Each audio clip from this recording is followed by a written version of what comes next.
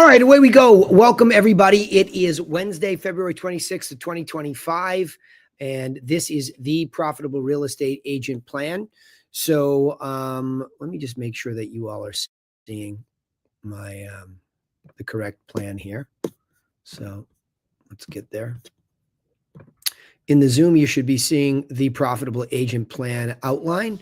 If not, somebody can step up and tell me. And for those of you streaming on YouTube, you should be seeing the same. Okay, we're looking good here. Let's get going. All right, well, welcome. If this is your first time here, because I know some of my Griffin agents are in here for the first time, or if you're hearing the recording for the first time, you need to understand that this is a 12-week course. It's a free course, although some of the paid members or Griffin real estate agents may be in here. It doesn't matter who you are is the point. That the idea here is we are trying to make sure that you understand you have to be strategic when you're building your real estate agent business. More importantly, the reason for that is so that you can be profitable. I can't tell you how many times I talk to agents that come to me that are top producers or brand new, and I've been doing a lot of both of those lately. I tell them the same thing. You have to take a strategic, holistic approach to this business. Otherwise, you'll fall into what you believe you should be doing tactically, and you'll execute that plan only to get frustrated, only to tell yourself a story that the business doesn't work for you, when the truth is you're just missing some basics of a wire-framed plan. And that's what this is. I will also tell you that this is what I do. I think I'll probably do a redo of some of the syllabus here as we go through it in the next iteration, only because I want to always try to simplify it for you. I never want this to be complex. Also, understand this is how to do it. Okay. I will from time to time dive into, what to do. I will dive into how to do it sometime, or how I do it, so I can give you examples so I don't leave you hanging. I can't stand that when you go on webinars or any sort of a lecture about this big tease of, okay, what to do. And you're just like, whoa, how do I do that? So don't be afraid to ask me questions about, well, how would I do that at the end of this? Okay. The first part's definitely a lecture part. So I have to get through that because I have to get these 12 points in. Also, and throughout this, I will remember, I hope, or at the end of the lecture, to put up the links to, we have a document where all of the previous classes, I think I missed or something happened with a couple of recordings, but you get the point. There'll be recordings there for you. So if you want to go back and you want to look at the syllabus and you want to listen to class by class by class. And again, I repeat this 12-week sequence. Why? I'm a believer that you should repeat the basics over and over so that you're constantly wiring your brain to behave strategically first before you go tactically. And again, that might not mean a lot to you, but it's the equivalent of me saying, where are the leads? I need the leads. And when I get the leads, I'm going to do X, Y, or Z, and I'm going to turn people into business. Well, that's a very tactical mindset. When the truth is, you should be really asking yourself, how does the real estate agent business really work? Right? That's the question you should be asking yourself. So this course is intended to go through that and teach it to you. So what I do here is I chunked it up into these 12 major concepts. The first one that we start in week 1 is that the mindset is to bulletproof your self-image, right? In other words, if you're coming into this business, you have to create a persona. If you're new to the business, you have to create a persona or a self-image in the theater of your mind that you are already successful and that you're going to be a profitable real estate agent. And you don't even have to know how yet. And that's a technique that's described very thoroughly in the book Psycho Cybernetics, which sounds like, some cult that Tom Cruise belongs to, right? But it just means mind steering systems. That's all it means. And it was written by a plastic surgeon who proliferated in the 40s and 50s in New York City. And he learned a lot about self-image, and he wrote an incredibly powerful book about it. But also you want to take an inventory of yourself too. If you've never taken the DISC personality profile, you should take one. I think Tony Robbins has a free version on his site. You'll see whether you're dominant, influential, steady, or compliant. We're all sort of a balance between some of these, but you do have to understand all of them, because to become a profitable real estate agent, you have to not only understand the yin and the yang of your own personality type, but that of the people that you're trying to serve. So very important first week to get your head straight about how you're going to be this person that's successful. Next, once that's done, we get into remembering and reminding you that this is a business, that you are not in a job. Nobody's coming for you, is my favorite saying, right? So you have to take action on these steps. And the first one is to act like a business person by looking at a target or a North Star. What is the financial goal that you're after? Now, people get all, they get all microeconomic and, well, what about splits? Don't do that yet. As a business, in any income statement, there's a top line called revenue. And that's what you're trying to focus on first. What kind of revenue are you hoping to generate over the course of the first 12 months in the business, a calendar 12 months, whatever? What's that number? You have to have that number. And then we get into a little bit of the math and break it down to show you how many deals, especially at the median price and above, it would take you to hit that. And it's stunning how few it is, right? It really is. So if you just will get that financial goal setting down and straight, you can set that North Star and you can always see it out there instead of just, oh, I just need to sell anything. No, you don't. You need to list and sell properties at or above the median, because that's the way the business works. And when the buyers come as a byproduct of that, or in addition to that, wonderful. That just accelerates your ability to get to the financial goal. Then week 3, okay, now that we have this, it's what are you going to say to people to convince them that they should sell with you or / buy with you? So we get into a very basic marketing principle called a unique selling proposition.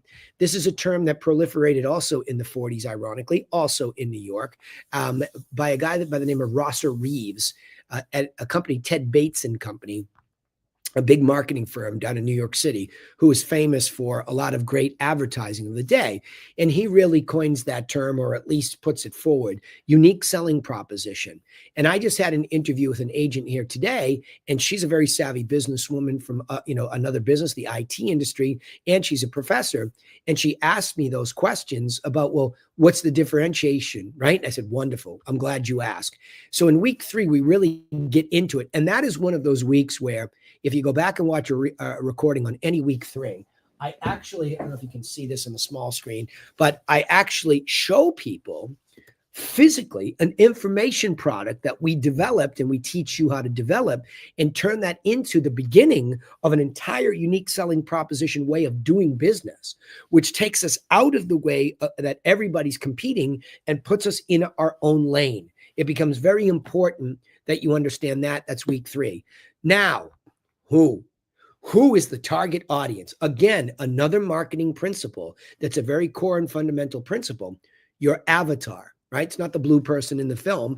It's actually a persona that gets created in marketing, that if we have an ideal, like our ideal number that we set in week 2, we have an ideal person that we're going to do business with. And so we look at things like their demographics. Really, if you just, it gets very easy in our business because we say, well, look at who's ideal. Well, it's somebody that owns a property at or above the median in the geography within which we want to do business. That's the person. That demographic of that person is that they're just that owner. We can keep it that simple. If you want to go into an exercise that gets very specific, you can name them. You can give them an age bracket. You can give them an academic background. You can really get specific about the creation of avatar, but it's important because, again, going back to week 1, in the theater of the mind, we are creating an idealistic approach to this business because that's actually what magnetizes you to the reality of those people, that you actually end up being resourceful enough to be in front of those types of people, but you have to create it.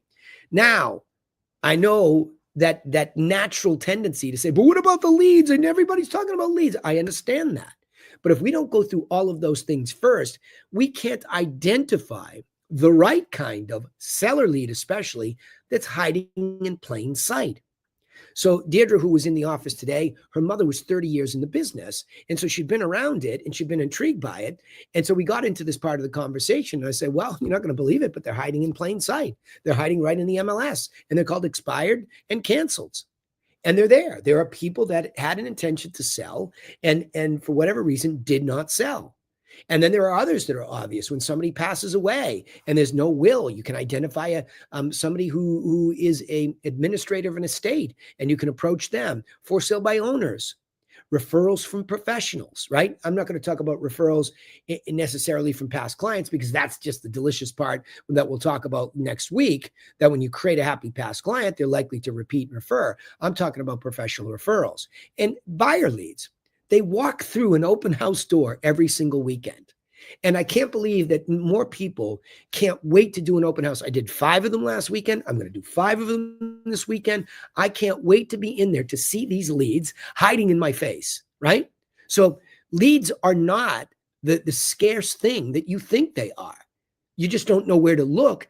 And it's the obvious places that you look. So you don't get caught up in all this online speak about, oh, this one's showing me internet leads. Really good luck with internet leads, okay?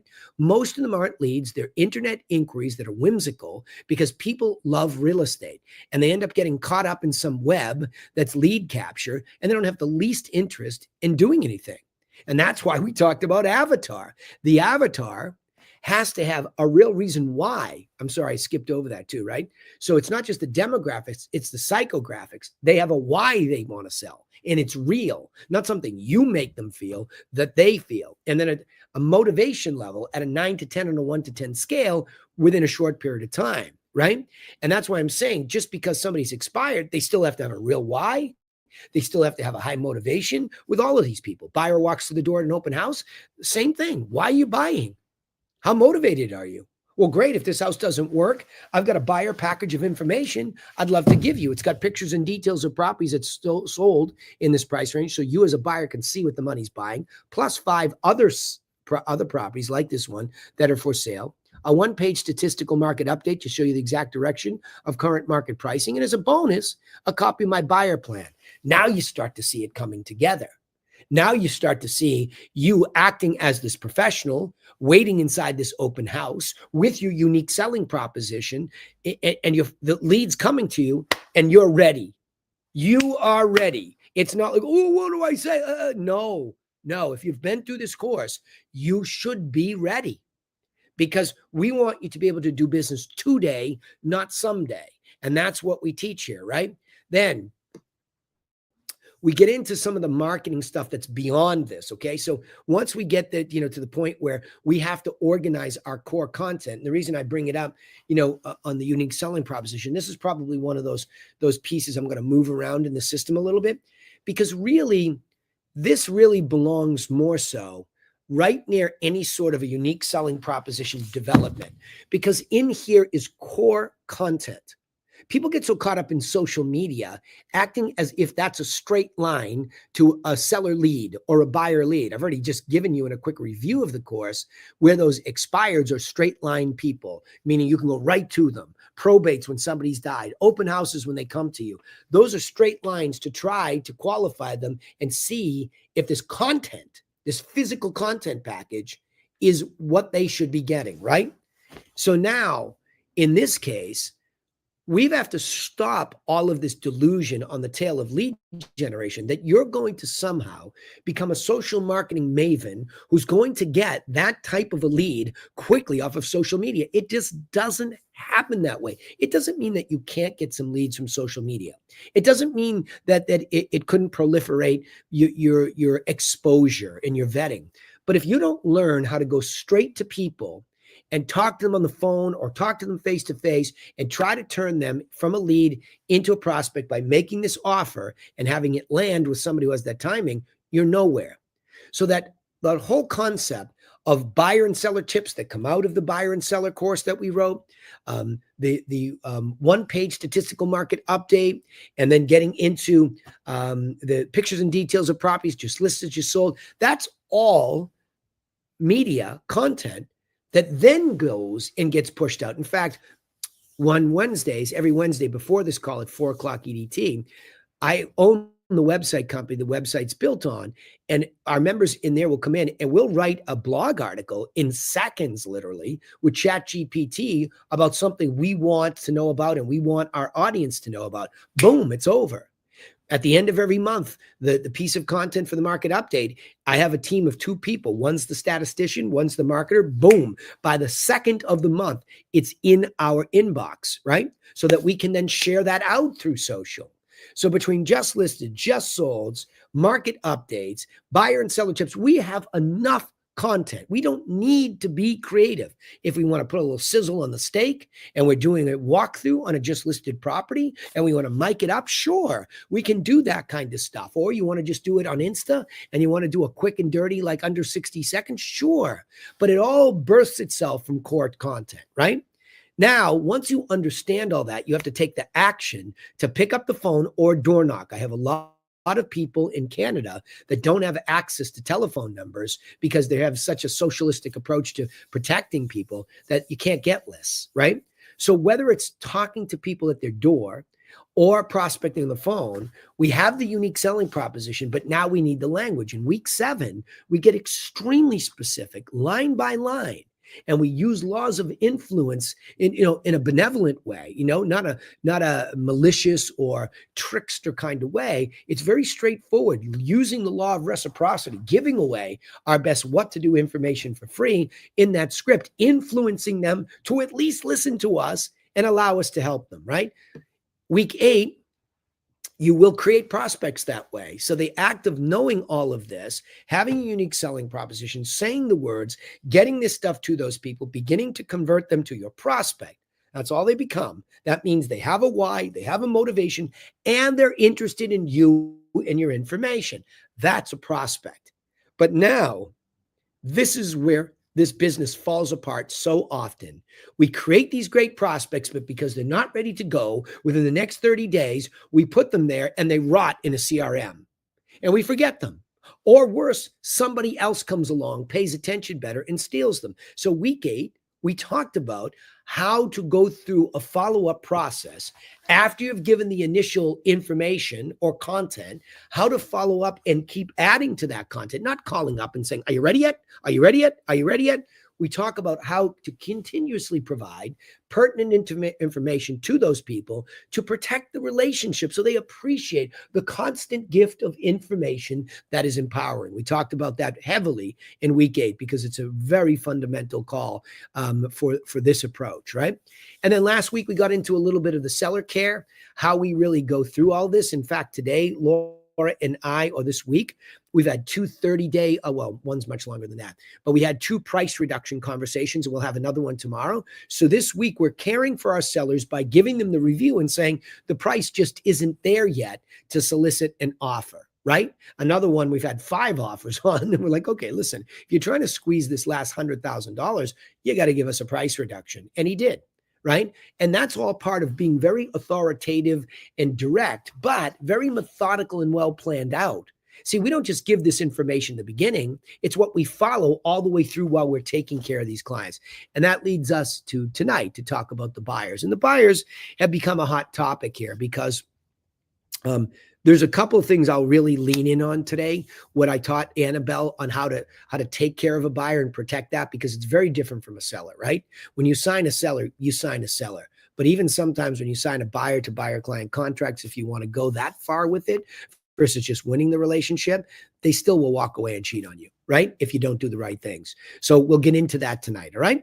So away we go with the lecture portion of this. Let me just share the right tab for both places. So protecting your buyers is the subject tonight, right? So developing an answer to, are you protecting your buyers? And of course, I know some of you haven't been out there, but we're acting as if we are already out there. Remember, week 1, self-image, let the neurons in the brain act as if it's already behaving, because your brain doesn't know the difference between mental rehearsal and the actual thing. So you want to just simulate that you're already in this, right? So are you protecting the buyers? We're going to use this worksheet. So again, you'll see me tie this all in so you see what a system starts to feel like. You see the connections, and your brain will make the connections. But it starts with a question: how do you introduce yourself professionally to buyers? Started last week the same way with sellers, same question. Well, the best beginning, and I have it here, so let me make sure I untuck these things for the buy side.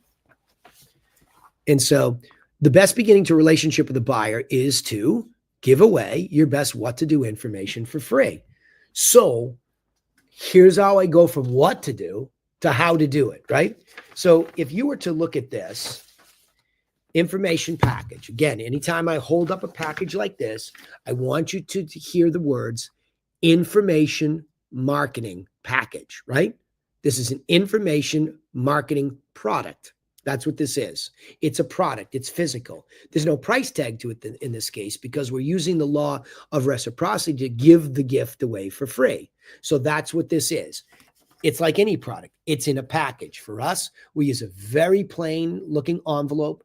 We handwrite the address and we do stamp the return address, but we make it feel more personal because it's more likely to be opened. That is direct mail marketing technique 101, right? Inside of it, we would be giving a cover letter to explain how to consume the product, like instructions, right? We would be giving, here we go back to the content marketing, a one-page market update that gives them the exact statistics of what's going on.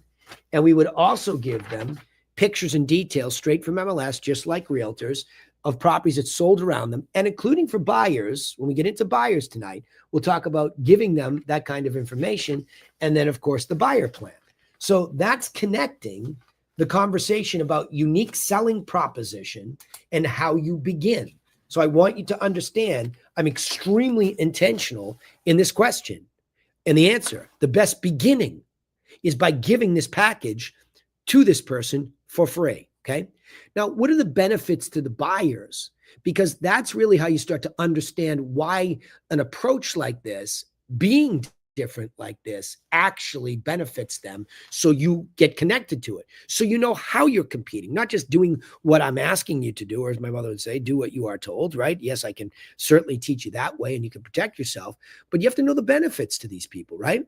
So when you give away your best information for free, I've already used this word tonight, but I'll use it again.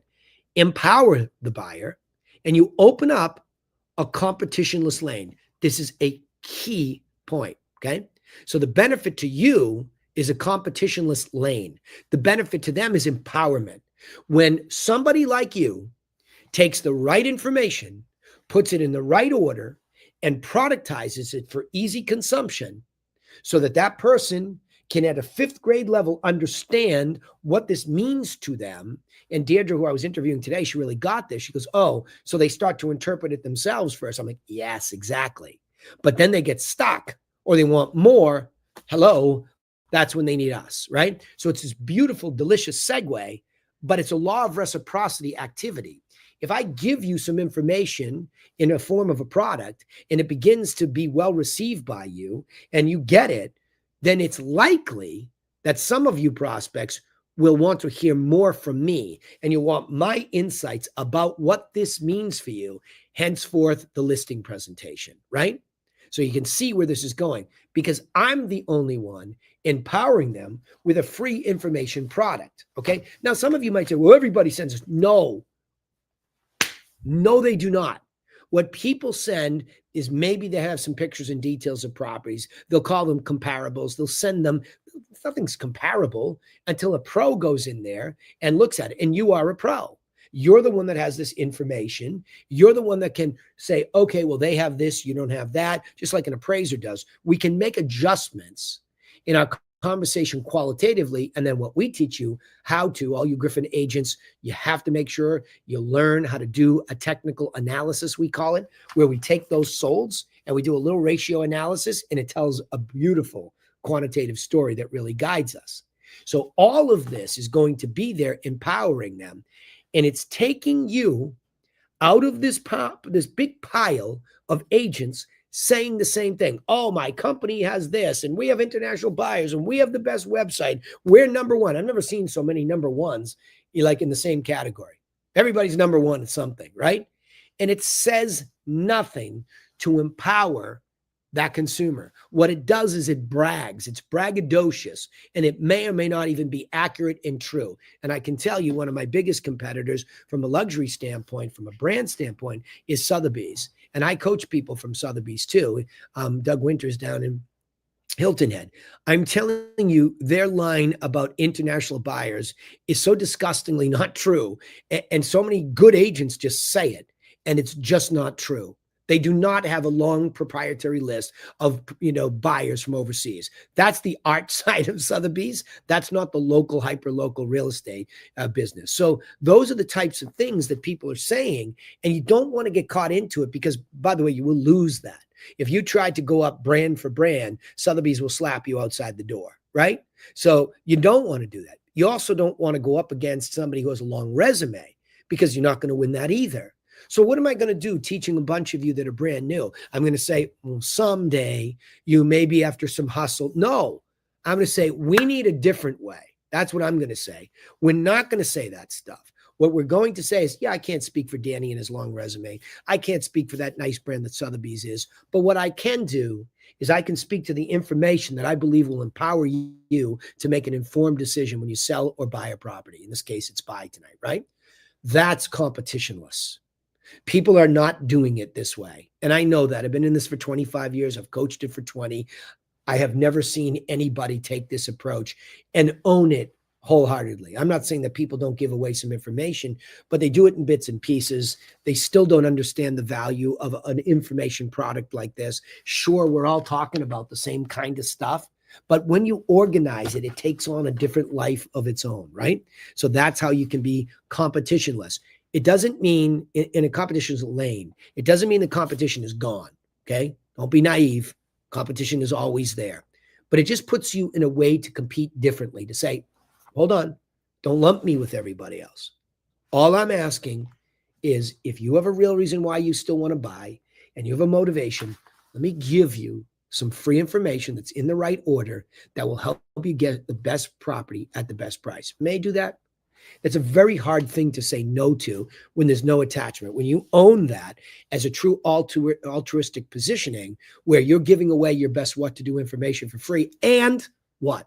Expecting nothing in return, right? So how do you set yourself up for the buyer acquisition process? Well, it's best to chunk up your steps and educate the buyer that you'll be following the exact process that you're reviewing, right? So this comes back to the plan. So once upon a time, I thought to myself, how could I be really different in marketing? So I went to an extreme level in thinking. I said, well, what if I just took somebody around and did everything that I do for buying? Same thing last week with selling. What if I did everything for free, right? And I just went through it. Then I'd get everybody's attention. Well, that's not a good business model. It's foolish because I have to get paid.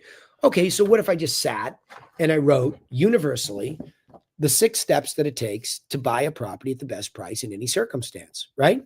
And I just put them down. So if I'm walking around with you as a buyer, I'm acting as if I'm your representative. And the first thing I'm going to say is, where are we at on financing? Have you been pre-approved? No, I'm paying cash. Great. Have you talked to the financial institution that says you can get that liquid cash inside of 30 days or even 2 weeks if we get really aggressive? No, I haven't. Okay. Well, let's get that. And let's have them ready to write a letter. We don't have to show bank statements that just says you have the wherewithal to complete this cash transaction in as little as 2 weeks, right? Then once we know what you're going to spend in cash or what you're pre-qualified for, we'll look at some solds. That's why we always give buyers solds in our initial package. Why? Because that's going to show them what the money is actually buying in recently. So we can say, okay, you were looking at $650,000 for a studio down in Back Bay of Boston. Here's what it bought. Would you have bought any of these? Yes, I would have bought that one. Why? Because it's on the 5th floor. I need light. Great. Now we've refined it. So we know that your money can buy something like that, right? So let's go see some of your favorites. Let's go out and tour them. Well, I don't want to waste your time. No, you're not wasting my time. You have to get offline, go see stuff, and then we can make adjustments by what we're seeing there. And then we can make the adjustments, go back online, and then we're ready to do an analysis. So if we see one of your favorites, we'll analyze it, right?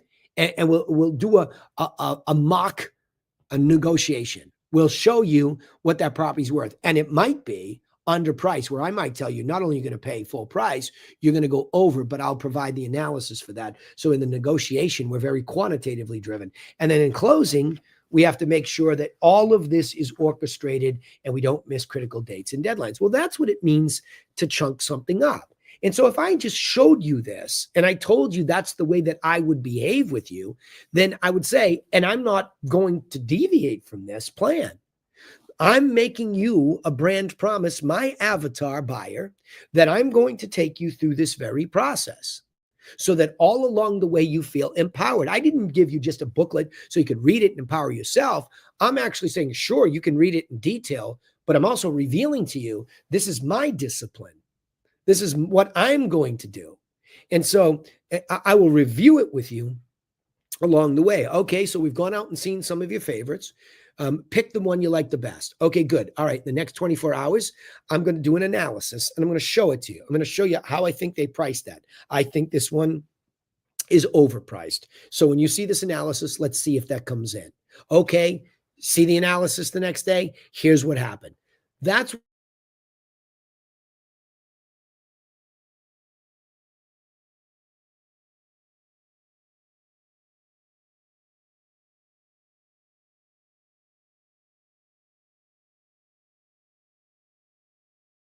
differentiated value to a buyer who is the hardest thing to corral, right?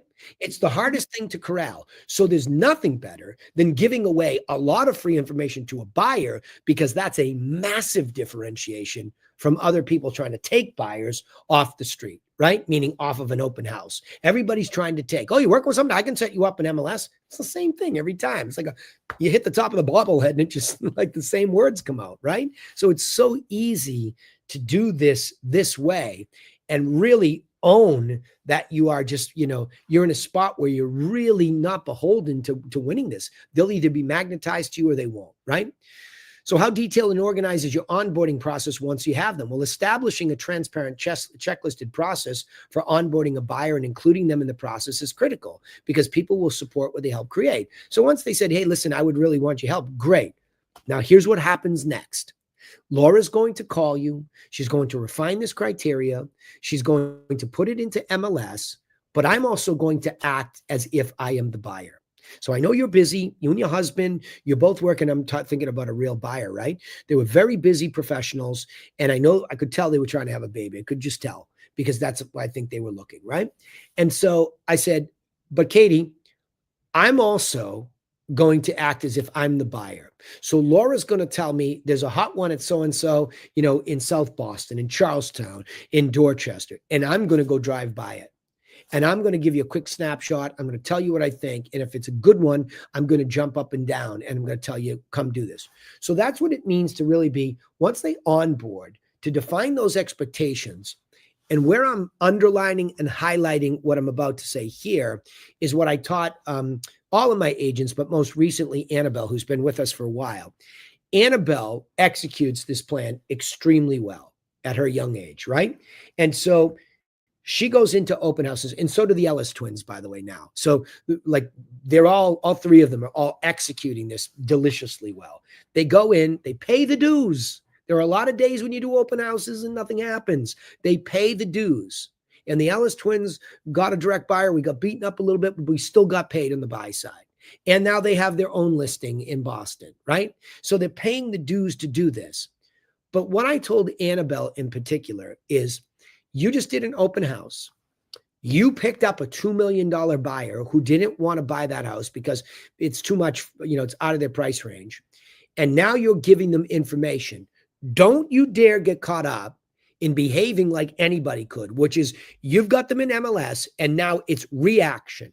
You're waiting for them to see something and they like, and she's more aggressive than that because we talk about how to be there. But I said, you have to go be the buyer. And here's what I said. It's a race. Do you want to really win their business?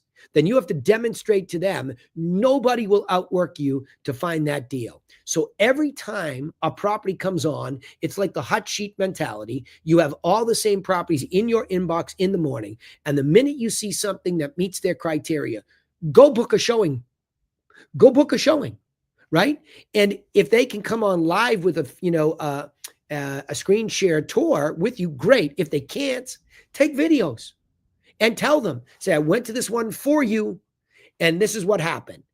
Because what else is everybody doing? Everybody's acting, oh, but what if they don't do business with you? Hello, they will not if you do not demonstrate a dramatic demonstration of proactive, this is the way I behave when I'm taking care of one of my clients, right? Overwhelm them.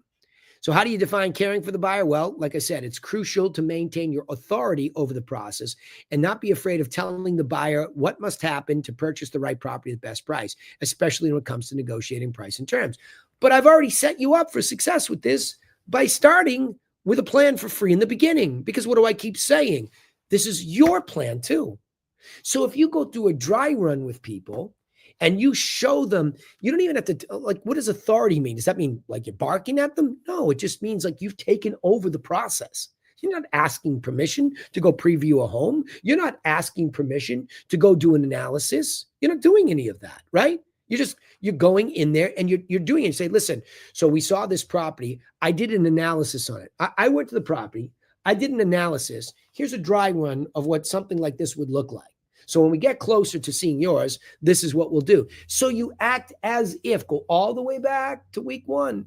You act as if you are already their agent, even when you're not quite committed to them fully. Now, I'm not going to get into a debate about whether I think you should have somebody sign a buyer-client contract or not. There are legalese pieces to that now where you have to have disclosures. That's not the same as trying to get somebody fully committed to working exclusively with you. Be compliant, understand your local rules and regulations as to what you do have to do and don't have to do, right? And as you can see, after all the noise about all this buyer representation, bad news, it's not even a conversation. We're not even having it in a heavy way with people because why? We didn't change our business model. We're like, yeah, whatever. Okay, we're gonna work for you for free to help you get organized by giving you information, giving you some insight. And we've got nothing to lose. We've got everything to gain. A $2 million buyer, everything to gain. That puts a complete change in her business model for the entire year. So why wouldn't we act as if? Now, when you have to be compliant, say, hey, can you sign this form before you go see these properties? It's now required. And that's it. Well, what about the fee? Don't worry. Our fee is in whatever we offer. Our fee will be baked into that. And my fee will never stand in the way. Period. Because that's the truth. That's how it works. And in Boston, it's not even an issue because we can still offer compensation up there. So it's not even an issue, right?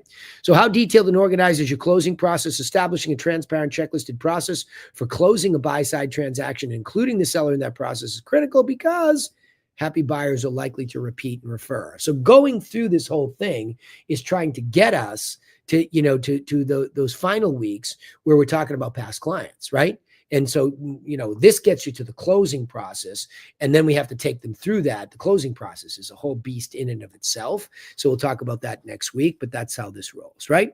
So starting your buyer process by educating your buyer rather than trying to take the business is the huge differentiator, right? Just educate them, just give to them, and give so much good, empowering information that's organized. The right avatar will come to you. The wrong one will go away. You'll know when it's the wrong one. You'll feel like you're kind of pressing on that relationship too much and they're not reacting. It's a position of plenty. There are plenty of smart, educated people who are teachable, who will want you to have something like this and will love it, right? My best client is one of my highest end clients ever. She has just understood from day one, and it started on the sell side. And then all of a sudden I got a call and said, hey, we might be moving.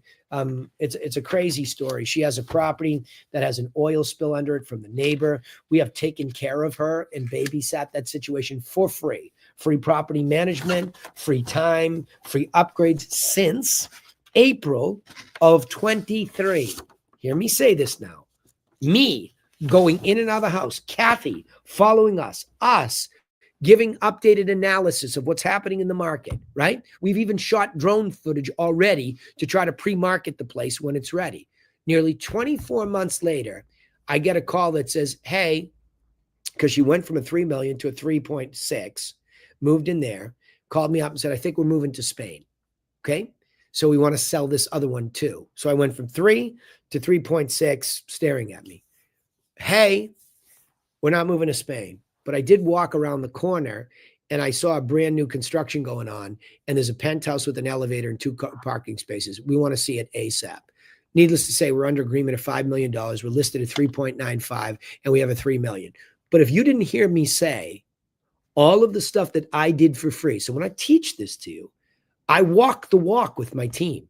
We actually do a lot of this for free because we get enough prospects. We're not fretting that somebody's going to cheat on us. We are so determined to be people for others. We own it authentically 100, period. right? Does it suck when somebody bails on you and you've done that? Sure. But you should have looked for something earlier on in the process that would have been a red flag, right? So I do a lot of coaching where it's like, okay, did you ask some qualifying questions? Did you ask if they had worked with a realtor? Were they working with a realtor? So that you can vet that stuff up front so that you don't have a ticking time bomb or nothing. Oh, geez, thanks so much for the help. But I don't know. I never told you my sister was a realtor. Right? What? Yeah, because I never asked you, did I? I never asked you whether you were committed to somebody. So we have to be realistic too about that prospecting, and don't be afraid to make a prospect say no. It's almost like you want to go for no, right? When you're asking these questions. All right, enough of all of that. I'm going to stop that screen share and I am going to open up for questions here.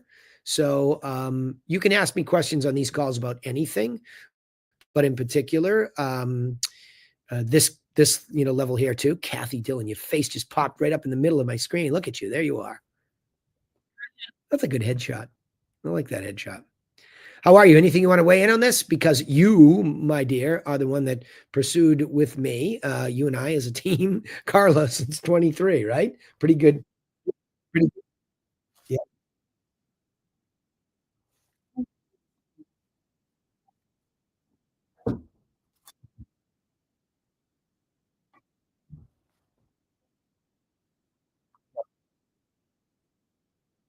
yeah, right.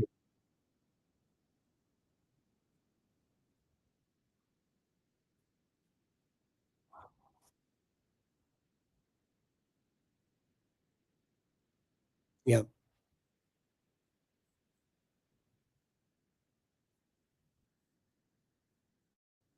yeah,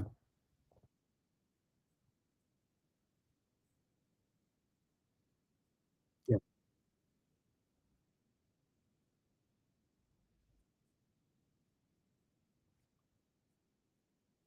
Yeah. Well, Kathy, when you've been in this business before you joined us, you were more in that taking, yes? Like your old script. Yeah. Can you speak to that a little bit? I don't know if I've ever really asked you to go down that lane, but I'd like to hear that. Like what yeah, what was the difference?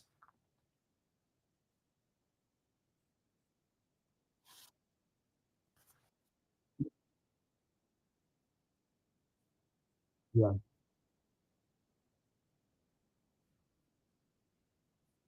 Yeah.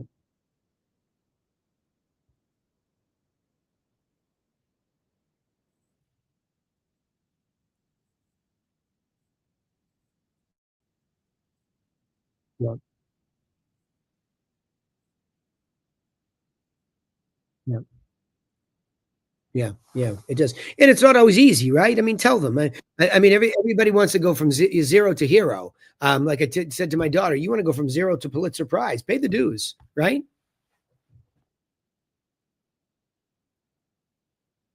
Yeah, right.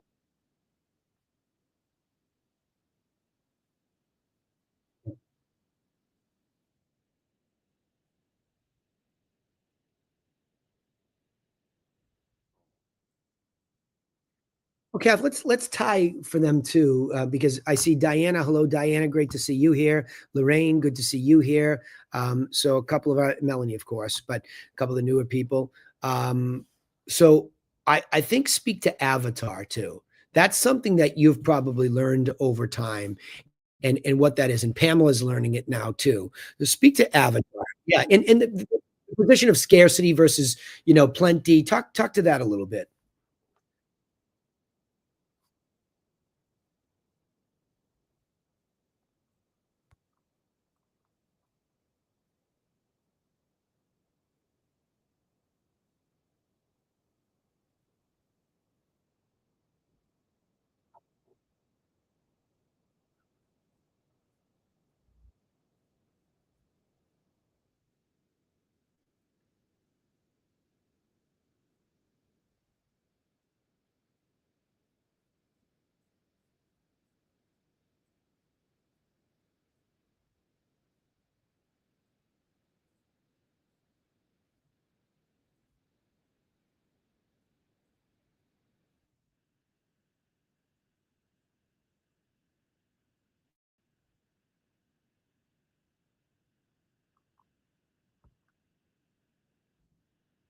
Right.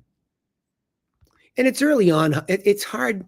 It's hard for all of you that are early on in the process to understand what we're saying because we're veterans per se, and we've gone through it. I mean, I spent years having a sense of scarcity, and most top producers that come to me for coaching in the other company, the Realty Classroom. So I have 31, 32 top producers that come to me, and they come in a mess. Right? I'll be up in Canada talking to a room filled with about 200 of them, and they come into me a mess. So don't look at people that you perceive to be, oh, they're killing it. No, they're not. They're getting killed.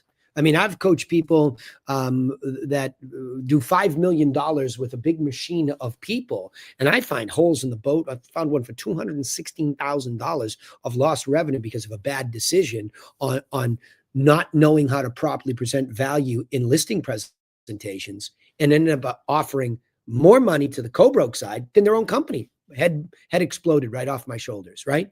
So you have to slow down and be strategic and be above this and really understand that when we talk to you about a unique selling proposition package as a gift, and when we talk about trying to get that in the hands of the right avatar, we're talking from experience of having made the mistake of not doing that. And that can be disheartening, because you can say, well, this didn't work for me. No, there's something a little bit off, because when you find that beautiful match, it's an orchestra in fine tune. But you have to understand these principles, they're immutable, meaning unbreakable. They are not going to lie. You can't just sit there, so for example, Lorraine and Diana, you can't just sit there and have a real estate conversation, get all excited, only to realize that that person doesn't have something that they want to do. You get into that conversation, and that's where I talked about content tonight. The market update, that one pager that we do, that's where you start talking. Oh, really? I didn't know if you know, where you're from. Oh, so Diana works, in a restaurant. So, oh, where you from? Oh, yeah, I'm a realtor as well. And so, you won't believe it. The Cape Cod market, we just ended 2024, and the average sale price is $1,071,000. Boom. Meaningful specifics. All of a sudden, a new person in the business saying meaningful specifics is professional. Really, we've been thinking about buying down here for, a long time. Really, why? Well, we're retired. We've been renting down here, but we're kind of getting tired of paying the rent. Really, on a scale of 1 to 10, how motivated would you say you are while you're sitting at my bar tonight? Yeah, I would say we're an 8. How come not a 9 to 10? Well, we've never really done anything that, in the process. Well, if somebody gave you a plan and some guidance and empowered you a little bit, would you be a 9 to 10? Yeah, maybe. Well, listen, what I can do is I can put together this package of information. So I'm taking Diana's real situation. I'm saying that's what it could sound like when there's a match. When it's not, you'll know. So you don't keep pressing and you don't keep chasing them, because prospects pursued run away. But good prospects, who are the avatar, they will be magnetized in when you learn how to easily segue from the market update into the package, into your help, right? It's very easy when you learn it. It's not easy to learn. All right, what other questions do we have tonight? From anybody, you can open your mic and ask me, or if you're super shy, you can drop me a chat here. Otherwise, I will go home. Yep. My man, always looking good in his headshot. And we'd like to see your face live, but I'll let you hide.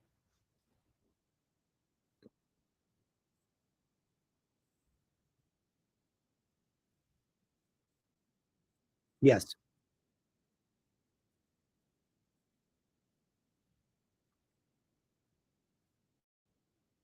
Good.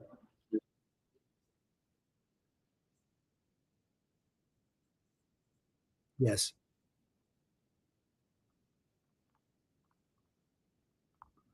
Oh, that's a good question. That's a good question. Sometimes in an open house, I'll already act as if this plan's in play. Like literally, it's called a dramatic demonstration of value, right? Meaning I don't have you yet. And I remember the Ellis twins, they were funny. Like, they went to their first open house and somebody came through the open house, right, Melanie? And they basically attacked them. Can we be your buyer agent? Like, whoa, no. That's, that's not what we say, but it's just that all that energy and excitement we get there. So what you do instead is you take that 6 steps and you think to yourself, when somebody comes through this open house, I will look down first. You have to lead capture them first to see if they're working with somebody, because you don't want to overspend your time with somebody that has an agent versus and then miss somebody who doesn't, right? So let's presume somebody comes in, they sign in, and it always starts the same way. Sean, well, I wouldn't know your name at that point, but hey, thanks for coming to the open house. If you don't mind signing in, the seller has asked that I have everybody do so. I'd appreciate that. Then they go over, and I learned, Sean, to shut up, because I'm enthusiastic, and my natural tendency is to talk to them and tell them about the house, right? But I learned to sit in an awkward silence, right? I was laughing to myself this weekend. I did 5 open houses last weekend. I'll do 5 this weekend. How many times I actually had to sit in awkward silence, let them get through it. And then when they're done, I said, thank you so much for doing that, right? Feel free to take one of those brochures. Inside it also is an MLS sheet with all the specifics. But the quick and dirty in the house is this, this, and this. So I'll give them a little bit of an update, right? I'll take them through it. So that's what will happen. And then I'll look down and I'll see that they don't have an agent. So I'll ask, are you folks looking for yourselves? And they'll say, yes, most of the time. How goes the hunt is my line, right? So you can say, how goes the search, whatever you say. And they'll start to talk to you. And then that's when you can begin to act as if you are representing them. So what do we do when we're first representing somebody? We tell them how the market is, right? And that's why that core piece of content is there. Well, market's pretty good for buyers right now. The inventory's come up a little bit, or it's tough for buyers, but you can still get a good deal. So whatever, it's going to be encouraging, right? Because as their potential representative, that you're going to solve the problem. Inventory or not, who cares? Interest rates high or not, who cares? You're going to make it happen. So you're acting as if you're already representing them. Well, that's the top point on the infographic, right? So let's see if I can grab the infographic. So the infographic is your modus operandi, as they call it, right? When this is the way that you are going to behave, right? So you're acting as if you're doing that by talking to them. Now, the next subject on the infographic is a little bit sensitive, financing, right? So again, you don't want to you're not just jumping into this for the sake of jumping into it, right? That's not what we're doing. Sky, by the way, I see your hand up, so I will come to you next. So I'm going to go in here and act, this way. I'm going to go through this, right? So I might go to financing, but I might not keep it in that order, because that's a little bit more personal. If we already have a relationship, I'm going to say, hey, have you guys gotten pre-qualified yet? Because that'll really help you narrow down exactly with interest rates and where you're at, with your personal financials, exactly what principal and interest payments would look like for you. And then you can match it to a property. So we have property taxes and insurance on top of that. So we can figure out a good payment for you. That's a little bit more intimate. So I might go straight to, so what have you been looking at? What kind of, properties you're looking at, so the features, right? And so have you been out touring a lot? Have you seen a lot? So it's all here, right? They're talking points for you. So you're acting as if you are already in this, because if you act that way and then you give them this stuff, it gives it structure. Oh, that guy was, he was asking me about some of these things, right? And I can see why now, because it's all in his, in the stuff he gave me.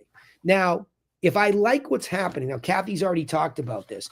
If they're playing tennis with you, that's when you say, oh, by the way, what I've done is I put together a package of information for buyers that I think will make this whole process a little bit easier for you, right? And then I'll open it up. It's like a mini presentation.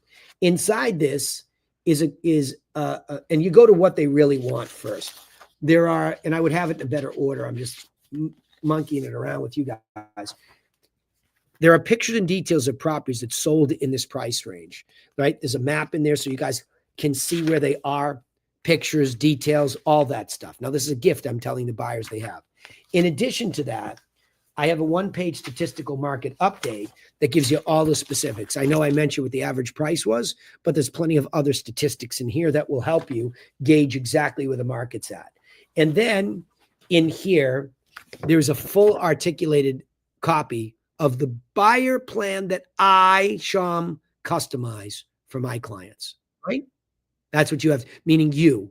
This is what you say to them. I customize this for my clients. Wink, wink, right? So now that's how I get into giving them this. And now the benefit And this is the benefit of door knocking versus telemarketing first, if you can do it, right? That's why all my Canadians who can't get telemarketers, I said hire a door knocker. That's what Kathy would be if she was in Canada, right? Is her equivalent would be a door knocker who learns how to articulate this value. I know you'd never do it. That's what you're about to say. I know. I heard that coming. I know. I heard that coming next. I thought she was going to yell into the call. Hell no. But Sham, you are an in the field person. So that's how you start to segue into it. But you're using that's why the light bulb came on. Oh, this is me. I'm supposed to behave in this way, right? I'm not just giving it away. This is the way I'm behaving, right? And this is the way I'm going to behave throughout the process with them. Does that help? Amen. That's the line. This is my discipline. And I had to learn that because the natural high I have D and I almost equal. So the D says, Dan, shut up and just stick to the formula, right? But the high is, but we like these people. We want to talk to them, right? So it's that discipline to stay inside of this because it's about them. It's not about me getting high on the relationship. That will happen. And in my good stuff, I love Carla.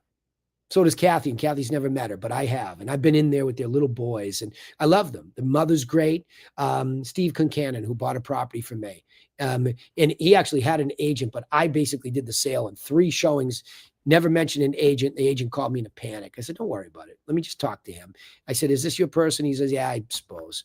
And so, we took care of him. But the guy is like, picked up the phone, spent time with my 2 boys, counseled them on Wall Street, opportunities. So you can really, when you find that right avatar, by treating them professionally, you can get some real professional people to really appreciate this, right? That's why I'm saying, I know you're young, and I don't want you to get in a self-image where you think you can't talk to these people that have expensive homes. You can. I don't care what they do, doctors, lawyers, PhD, it doesn't matter. You're the doctor, lawyer, PhD equivalent in here if you follow that discipline, right? And that's all you have to do. Follow that discipline and empower these people. They're busy. They don't want complicated. They want easy, right? Sky, go. Yep, that's it. 6 and 7. That's it, right? Sky, go ahead before we run out of time. Good. How about you? That's the stage name? That's your DJ. Is that your DJ name?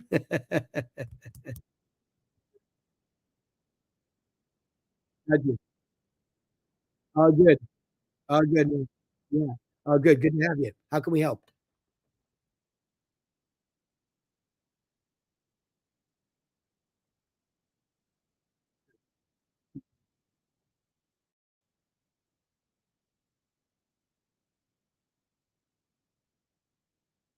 Yeah, solid.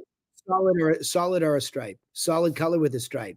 So if you're looking for an authoritative, trigger on colors, you gotta, red's always the classic, power tie color.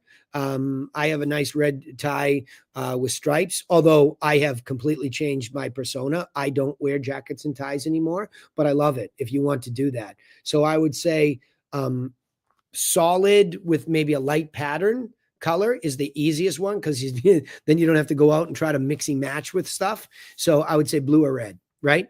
Me, my preference is blue a lot of the time, but if I'm really going in into trying to really professionalize, some kind of a heavy red in there. That help? Yeah. Cool.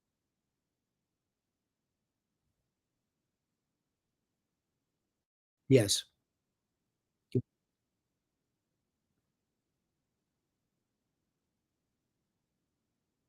Yeah.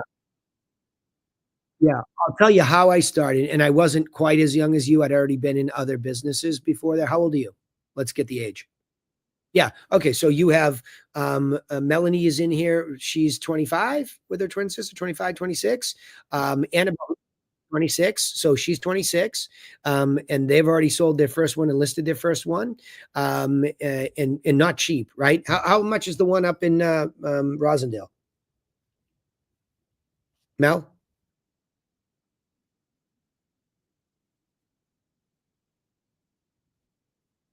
Okay. So $900,000. She's got a $900,000 listing. She did an open house and picked up a buy side of 1.39, and she doesn't have any history, right? So my answer to you is going to be skewed a little bit because in the beginning, the mistake that I made, which I teach against now, is that I was very tactical. So my business plan was when I went to realty executives, they're like, well, what's your business plan? I'm like, you guys don't have one? In that case, give me 2,000 business cards, give me a lamp on my desk, and I'll bring the Army helmet and the work ethic. So if you sneezed the words real estate close enough to each other, you had my card in your hand, right? So that was a very tactical approach. If I were to take it today, here's what I would say. If you can learn this system like this, and you can learn how to make a seller package and a buyer package, right? If you can learn how to make those, then you have the core to talk to anybody. But what would I tell you in the context of the Profitable Real Estate Agent Plan course? I would say focus on the median in the area that you're trying to do business. Where are you, by the way? Yeah. Okay. So right. So you have a very high average and median sale. So what you're doing, I didn't realize you were one of Paul's guys. So you're one of our guys, right? So what you have there is you have a very particular median price range. Now, those leads that are hiding in plain sight, Paul's going to offer for you guys to get on the phone and call them. So my answer to you is that's what I would be doing if I knew what I know today at 20, 21, 22 years old. That's what I'd be doing. I would not go do what I think I should do. I would do what my partners, Danny and Paul, told me to do because they're giving me the confidence. Read the script, make the offer, see how it goes. Because why would we want to someday be able to do better business when we think today you could do that? That help? So yeah, you're welcome. You're welcome. So you can't get on that dialer with Paul fast enough. When Paul says, hey, I'm going to be on the dialer, you can't get there fast enough. Okay. And don't worry about how you look because that's coming from you. If you properly articulate things and you don't say, oh, I know I'm young, don't ever do that. Don't ever, any of you that are young, don't ever do that because nobody's saying you're too young except you, right? Nobody. Let them say it to you.